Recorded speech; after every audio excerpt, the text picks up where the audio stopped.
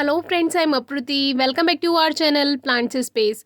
Grow bag में जो हमने हरश्रृंगार का पौधा लगाया हुआ है, सितंबर अक्टूबर की फ्लावरिंग के बाद से उसमें सीड्स बनने लगे थे और इनको हमने धीरे धीरे कलेक्ट किया, जो कि लगभग 11 फरवरी से एक एक दो दो करके इसके एक दो सीड तैयार होते जा रहे थे। तो धीरे धीरे हमने सबको कलेक्ट किया, लेकिन फिर भी इसमें काफ़ी हरे बीज अभी रह गए थे। तो अभी प्रूनिंग की बारी आई, क्योंकि फरवरी का जो टाइम होता है वो तो प्लांट की प्रूनिंग कटिंग करने का होता है, लेकिन हमने प्लांट की प्रूनिंग नहीं की क्योंकि हमें सीड्स चाहिए थे।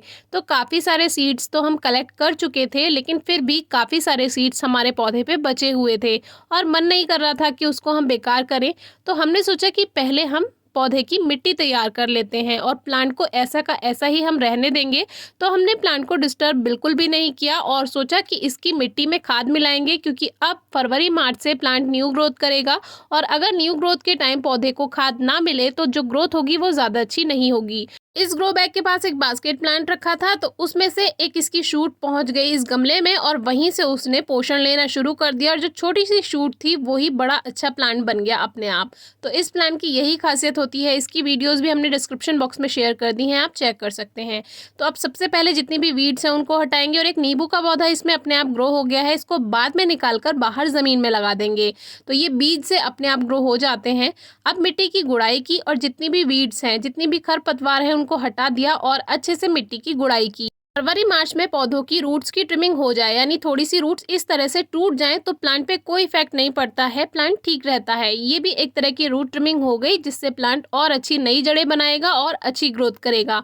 अब बारी आती है इसमें खाद मिलाने की। तो मिट्टी को थोड़ा सा बाहर निकाल दिया जिससे खाद के लिए थोड़ी जगह बन जाए। और देखिए, हमने इसमें कावडंग यानी गोबर की खाद मिलाई और अब अच्छे से इसकी गुड़ाई कर दी, जिससे ये मिट्टी में मिक्स हो गया और बीच में एक लेयर फिर से खाद की बना दी और जो मिट्टी इसमें से निकाली थी एक लेयर उसकी मिट्टी में ऊपर से बना दी। तो अब जो खाद है वो जल्दी सूखेगा नहीं और अपना काम सही से कर पाएगा। जो एक्स्ट्रा जड़ें हैं वो हटा दीजिए। अभी नींबू का पौधा नहीं हटाएंगे, कभी और हटाएंगे इसको जब टाइम मिलेगा। अभी इसमें अच्छे से वाटरिंग कर देते हैं, क्योंकि खाद मिलाया है और खाद से पहले पानी ना दें, हमेशा खाद मिलाने के बाद ही पौधों में पानी दें। तो हमारा प्लांट 15 मार्च को हमने खाद से तैयार कर दिया था, लेकिन प्रूनिंग नहीं की थी। और उसके बाद से 15 मार्च के बाद भी धीरे धीरे जैसे जैसे इसके सीड्स ब्राउन होते जा रहे थे, तो ये पकते जा रहे थे, तैयार होते जा रहे थे, वैसे वैसे हम इनको कलेक्ट भी कर रहे थे। अगर आप हरे सीड्स कलेक्ट कर भी लें तो उसका रिजल्ट 100% नहीं मिलता है। कुछ सीड्स ग्रो हो भी सकते हैं और कुछ नहीं भी, इसीलिए कोशिश कीजिए ब्राउन सीड्स को ही कलेक्ट करें और उन्हीं को ही ग्रो करें। अब 24 मार्च को हमसे रुका नहीं गया और हमने सोचा कि इस प्लांट की प्रूनिंग कर देते हैं, क्योंकि ग्रोथ ज़्यादा होती जा रही थी और प्लांट प्रूनिंग यानी कटिंग के लिए लेट हो रहा था। तो हमने क्या किया, पहले इसके सारे सीड्स हटाए, जो भी ब्राउन थे वो भी हटा दिए और जो ग्रीन है वो भी हटा दिए। अब ब्राउन सीड्स को ग्रो करने के टाइम तो इनमें 100% रिजल्ट मिल जाएगा, लेकिन क्या हरे वाले सीड्स को ग्रो करने में हमें 100% रिजल्ट मिलेगा? इसके लिए हमने ये सारे हरे बीज जो है वो अलग रखे हुए हैं। ये रखे रखे ही ब्राउन हो जाएंगे और इनको तब ग्रो करके देखेंगे कि इनका रिजल्ट कैसे रहता है। वैसे इनके अंदर का जो बीज है, यानी ऊपर का कवर तो ग्रीन है, लेकिन इसके अंदर एक सीड होता है। तो ये जितने भी हरे बीज हैं ये अब इस स्टेज पे आ गए हैं कि इसके अंदर का जो वो सीड होगा, जो हरा बीज रहेगा, वो थोड़ा सा मैच्योर हो चुका होगा। तो इनके जर्मिनेशन का जो चांस है वो थोड़ा ज़्यादा हो सकता है इस बार। तो इसके बारे में अलग से वीडियो शेयर करेंगे। अभी करते हैं प्लांट की प्रूनिंग। अब प्लांट ग्रोथ कर चुका है तो प्रूनिंग करनी कैसे है, आप अपने अकॉर्डिंग प्लांट की कटिंग प्रूनिंग कर सकते हैं। सबसे पहले तो आप जितनी भी ये बारीक बारीक टहनियाँ होती हैं ये हटाइए।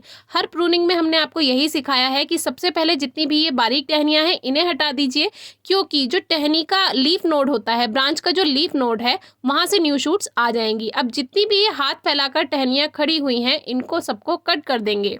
इससे क्या होगा, जो न्यू शूट्स आएंगी वो ही प्लांट की शेप बनाएंगी और प्लांट की शेप अच्छी बनेगी। तो बाहर बाहर वाली सारी ब्रांचेस को आप कट कर दीजिए और बिल्कुल परेशान नहीं होना है आपको। लास्ट ईयर की वीडियो आप चेक कर सकते हैं, प्लांट बेकार नहीं होता है।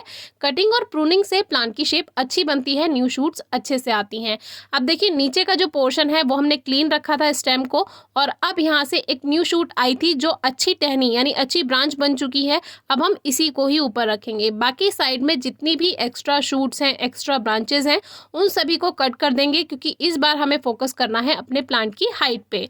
गमलों में या ग्रो बैग में हाइट ज़्यादा नहीं जा पाती है, लेकिन अगर आप टाइम से और सही काम करें तो प्लांट की हाइट ठीक जाएगी। अभी भी नीचे की कुछ ब्रांचेस हटानी है, क्योंकि प्लांट को हाइट देनी है। तो नीचे नीचे की जितनी भी यहाँ शाखाएं थी, ब्रांचेस थी, उन सभी को बिना कुछ सोचे समझे कट कर दिया और जितने हिस्से पर से शूट्स हटाई हैं उसको हम क्लीन ही रखेंगे आगे तक के लिए। अब ये जो इसकी मेन ब्रांच है इसको बंदर तोड़ गए थे, जिसको हमने टेम्परेरी एक धागे से बांध दिया था और वो काम हो गया था और वो ब्रांच चल गई थी।